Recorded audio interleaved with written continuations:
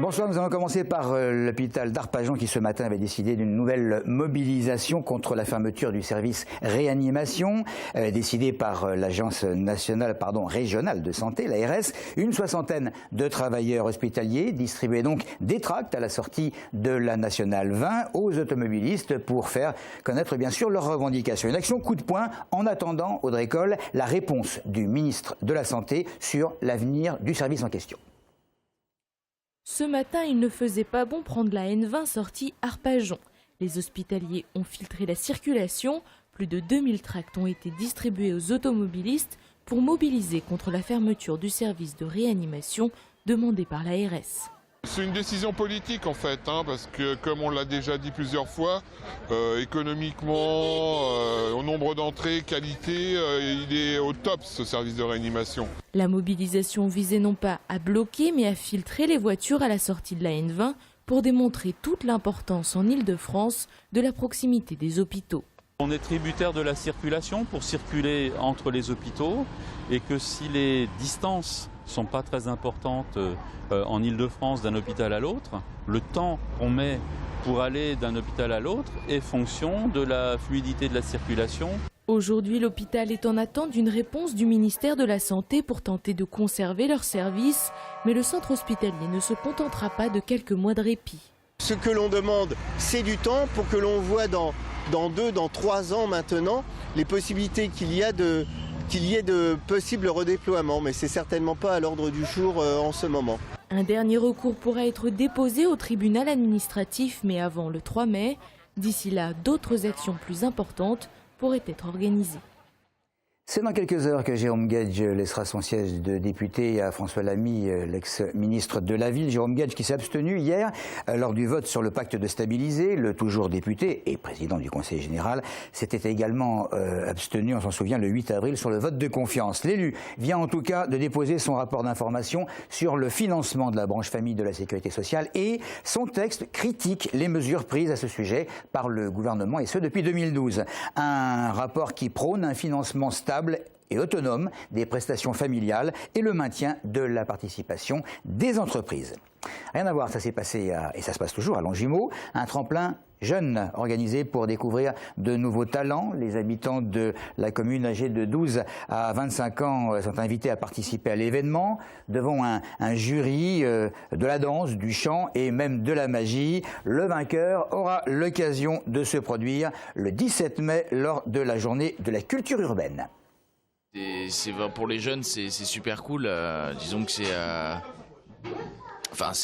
leur permet de justement s'extérioriser, de prouver à eux-mêmes et à leurs proches qu'ils sont capables de quelque chose artistiquement dans cette ville. Et puis voilà, ça donne une jolie image de la ville.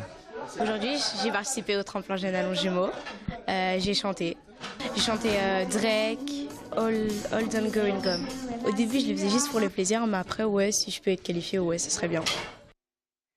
Revenons à l'actualité, cette fois judiciaire, à la suite du procès aux assises de l'Essonne de Jemelle-Lelmy que suivent Maxime Lemaine et William L. Que s'est-il passé au Maroc où Julie Derouet prétend avoir été agressée? Le témoignage de Céline, l'actuelle compagne de l'accusé, Jamel, aurait pu apporter un éclairage nouveau sur l'affaire. Ce n'a pas été le cas. Malgré les infidélités répétées de son compagnon, la jeune femme n'a pas cessé de le défendre durant l'audience. Maintenant, les propos qu'elle avait déjà tenus lors de ses gardes à vue.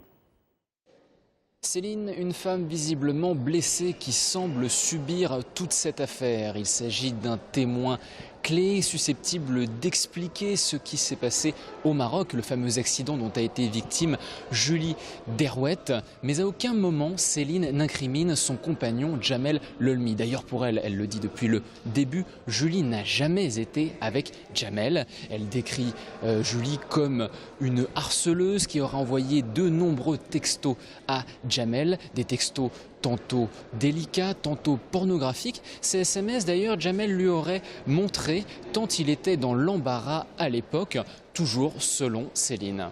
On voit que Jamel Lelmi reçoit un nombre incalculable de SMS de nombreuses jeunes femmes et il y a uniquement les SMS de Julie qu'il aurait montré à Céline David. Et alors quand on lui dit « mais alors comment vous avez réagi ?», elle répond « c'est un grand garçon ». Mais est-ce que vous lui avez demandé comment faire ? Est-ce que vous lui avez demandé s'il répondait ? Parce qu'il répondait.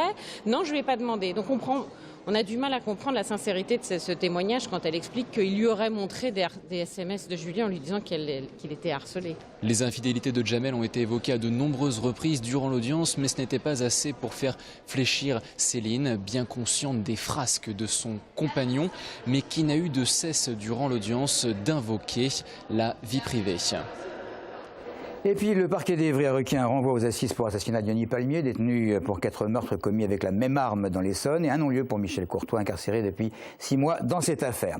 Cela fait l'objet de nombreuses conversations. Les sénateurs souhaitent légaliser une pratique peu courante de solidarité dans l'entreprise, mais qui fait la quasi-unanimité. Il s'agit de faire don de quelques jours RTT à un collègue de travail si celui-ci a un enfant malade à sa charge, et pour lui permettre évidemment de l'accompagner le plus possible. C'est une pratique dont certains parents ont déjà pu bénéficier. Camille Rollo et Fanny Bourdillon sont allés interroger les Essonniens à ce sujet. C'est un petit témoignage de rue pour simplement dire que personne n'est contre.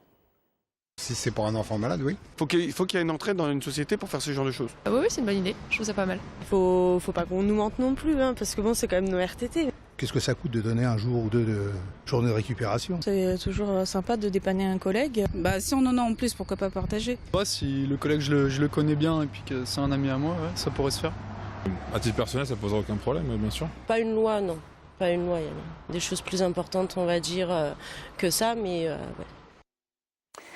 Et puis pour terminer, on se souvient de ce joueur de foot brésilien qui récemment a subi un jet de banane et en a épluché une en la croquant. Ensuite, pour montrer son approbation ou sa désapprobation du lancer de banane et donc pour soutenir le joueur du Barça, vous le reconnaissez, le maire de Linas a publié sur son blog une photo de lui mangeant une banane. C'est la bonne réponse, dit François Pelletan, face à l'imbécilité. L'imbécilité, voilà, c'est tout pour l'info. Merci de votre fidélité.